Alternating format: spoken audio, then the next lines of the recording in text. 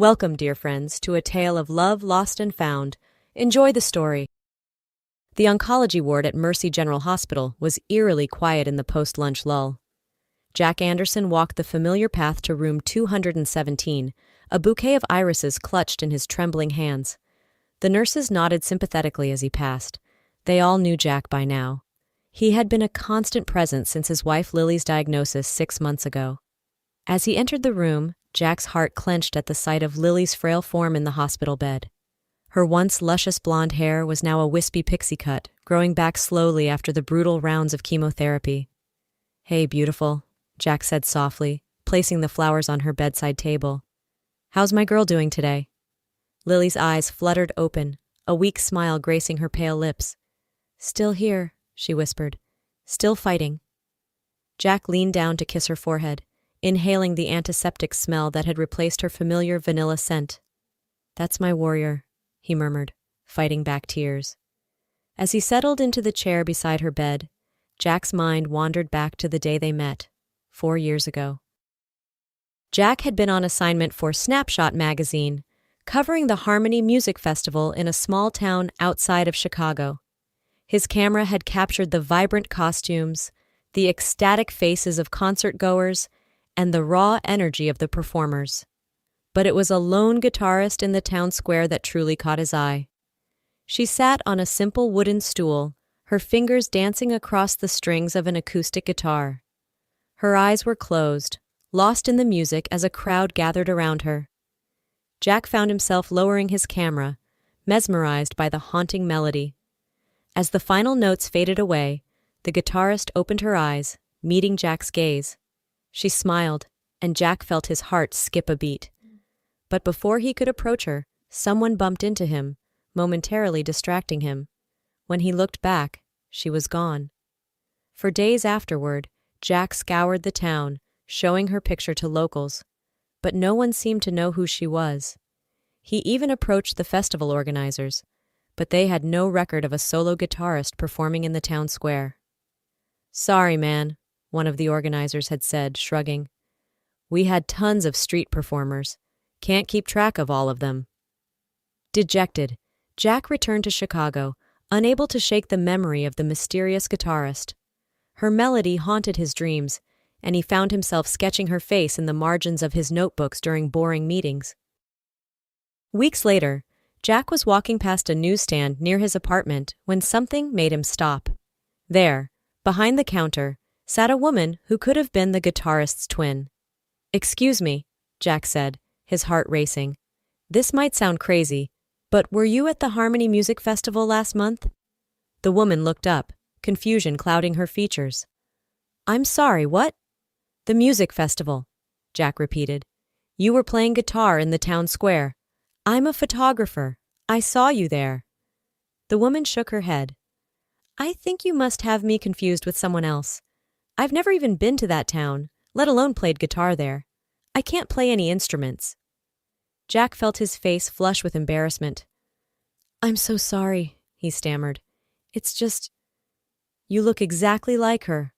The woman laughed, a melodious sound that sent shivers down Jack's spine. "Well, they say everyone has a doppelganger out there somewhere. I'm Lily, by the way." "Jack," he replied, extending his hand. "Jack Anderson." As they shook hands, Jack felt a spark of electricity between them. "Listen," he said impulsively. "Would you like to grab a coffee sometime? I swear I'm not a creep, just a photographer with an apparently faulty memory." Lily hesitated for a moment, then smiled. "You know what? Why not? It's not every day a handsome photographer mistakes me for a rock star. But just so you know, if you turn out to be an axe murderer, my friend knows where I am and who I'm with." Jack laughed, relief washing over him. "Deal. I promise to leave my axe collection at home." Little did they know, that chance encounter would change both their lives forever. Jack and Lily's whirlwind romance was the stuff of fairy tales. Their coffee date turned into dinner, which turned into a weekend getaway, and before they knew it, they were inseparable. Jack's photographs took on a new life, infused with the joy and love he felt with Lily by his side. They were married within a year, in a small ceremony in the park where they had shared their first kiss. Lily wore a simple white sundress, her hair adorned with a crown of daisies. Jack couldn't take his eyes off her as she walked down the makeshift aisle, his camera forgotten for once as he committed every detail to memory. Their life together was filled with laughter, adventure, and music. Though Lily couldn't play an instrument, she had a beautiful singing voice, and their tiny apartment was always filled with melody. Jack's photography career soared, with Lily as his muse and biggest supporter. But their happiness was shattered on a crisp autumn morning, just 3 years into their marriage. Lily had been experiencing severe headaches and dizziness for weeks. An MRI revealed the unthinkable: a brain tumor, aggressive and already spreading. The next 6 months were a blur of hospitals, treatments, and tearful nights spent holding each other close. Through it all, Lily's spirit remained unbroken. "You can't get rid of me that easily, Jack Anderson," she'd joke even on her worst days. Now, as Jack sat by her hospital bed, he clung to those moments of levity. He read to her from her favorite books, shared gossip about their friends, and reminisced about their happiest memories together. As night fell, Jack carefully climbed onto the narrow hospital bed, gathering Lily in his arms. She nestled against him, her body so much smaller than it used to be. "Tell me a story," Jack whispered, his voice thick with unshed tears. Lily smiled, her eyes closed. "Once upon a time," she began softly, "there was a photographer who fell in love with a girl he thought was a guitarist." Jack held her close, listening to the story of their love until they both drifted off to sleep.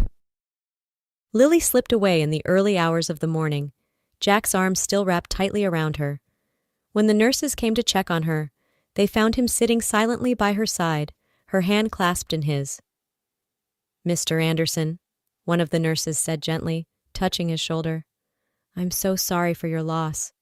Jack looked up, his eyes red-rimmed and hollow. "She's gone," he said, his voice barely above a whisper. "My Lily's gone."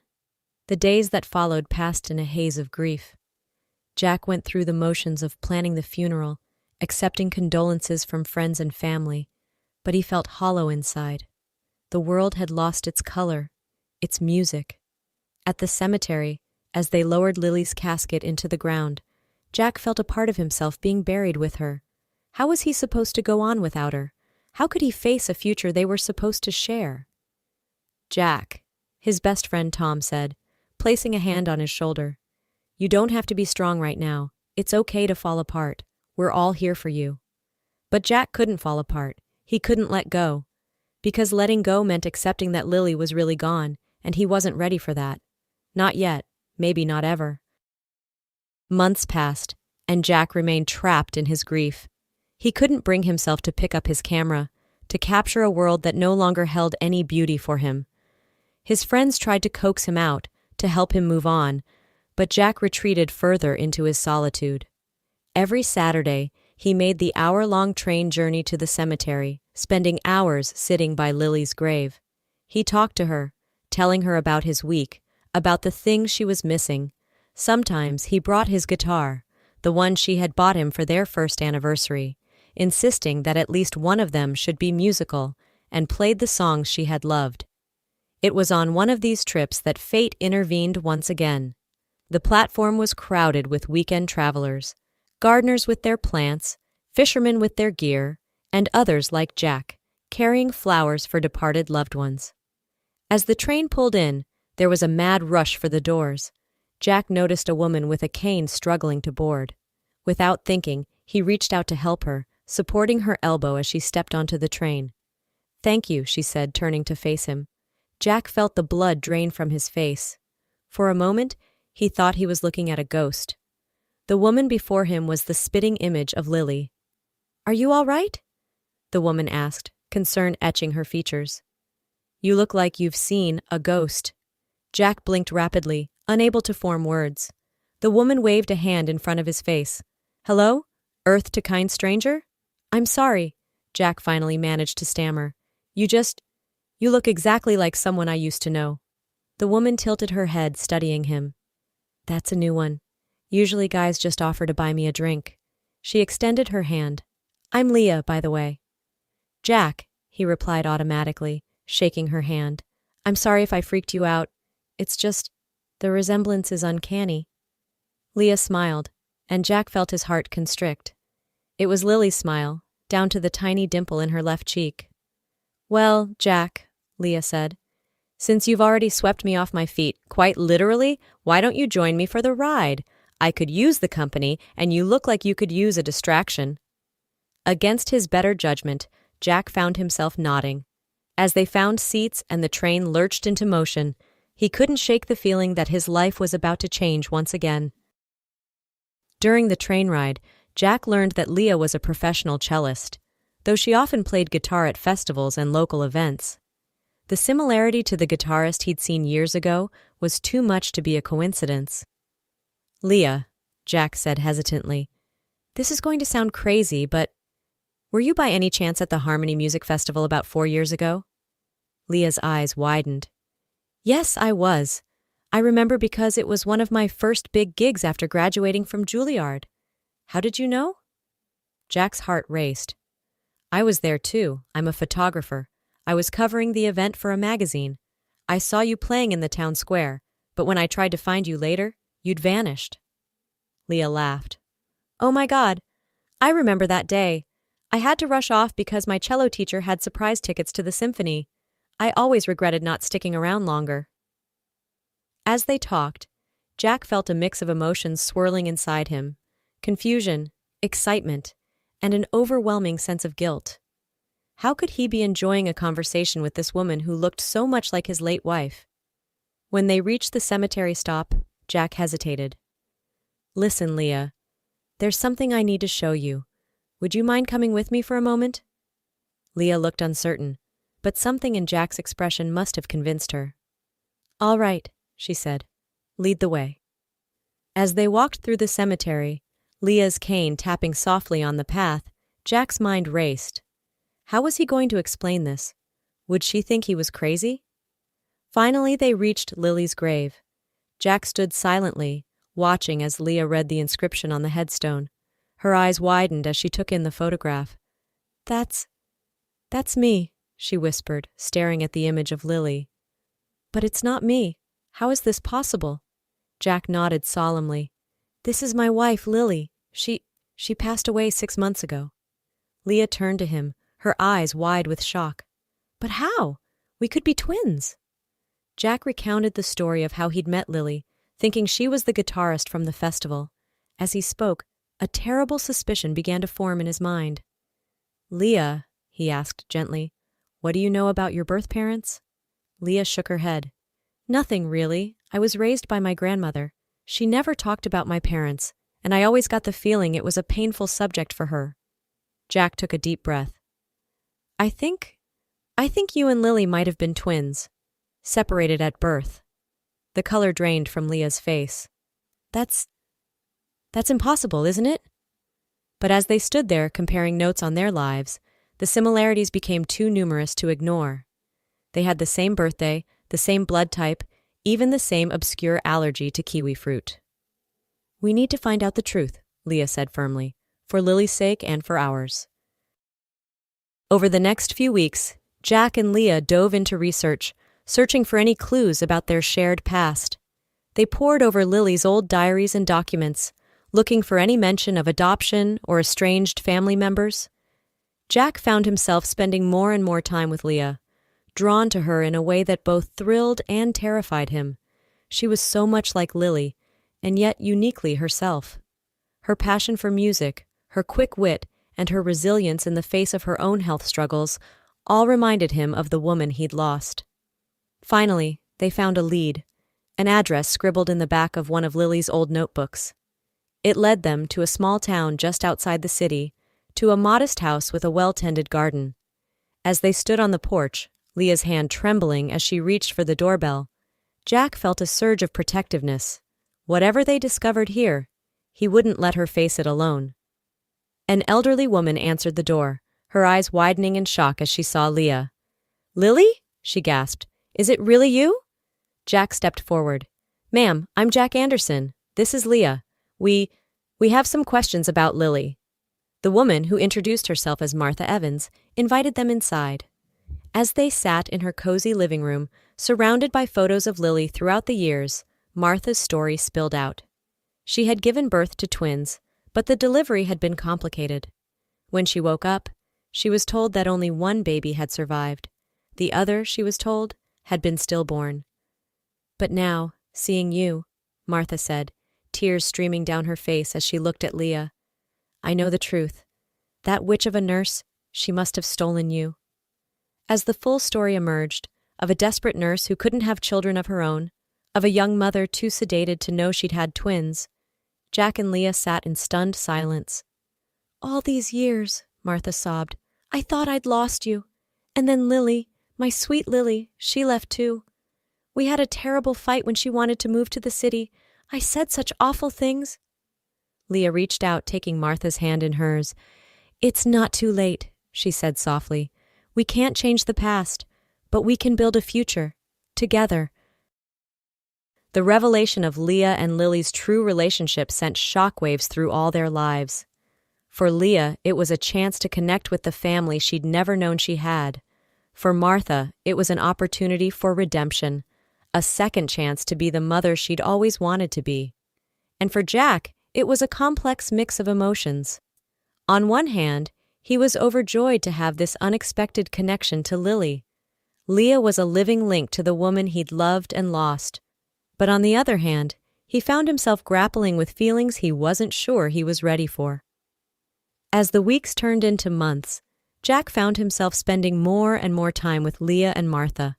They shared stories of Lily, laughing and crying together as they pieced together the life of the woman they had all loved in different ways. Slowly, Jack felt the weight of grief lifting from his shoulders.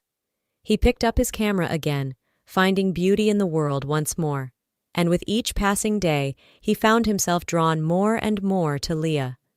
It was Leah who finally broached the subject one evening as they sat on Martha's porch, watching the sunset.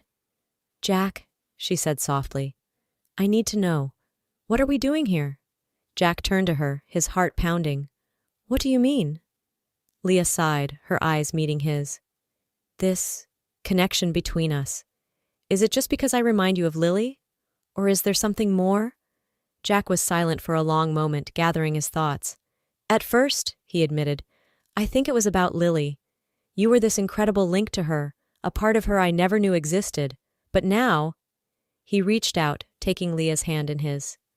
"Now, I see you, Leah, your strength, your kindness, your passion for music. You're so much like Lily in some ways, but you're also entirely your own person, and I think I'm falling in love with you."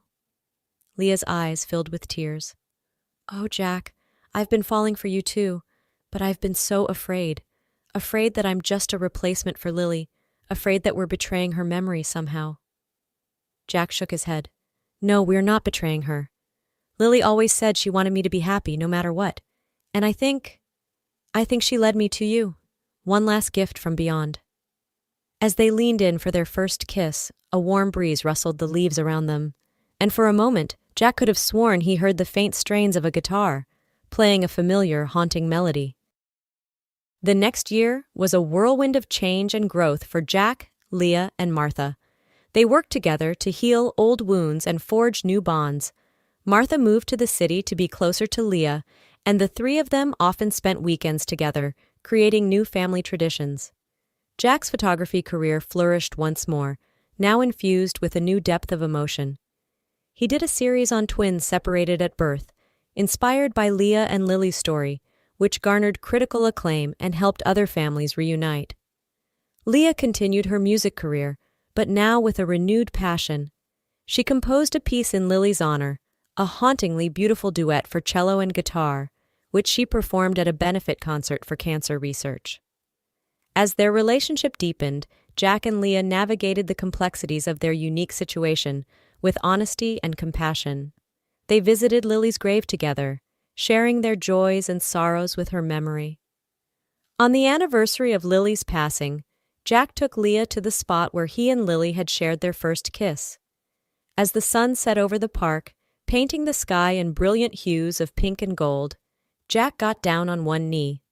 "Leah," he said, his voice trembling with emotion, "you came into my life when I thought all hope was lost. You've helped me heal. You've shown me that it's possible to love again without forgetting. Will you marry me?" Tears streaming down her face, Leah nodded. "Yes," she whispered. 1,000 times yes."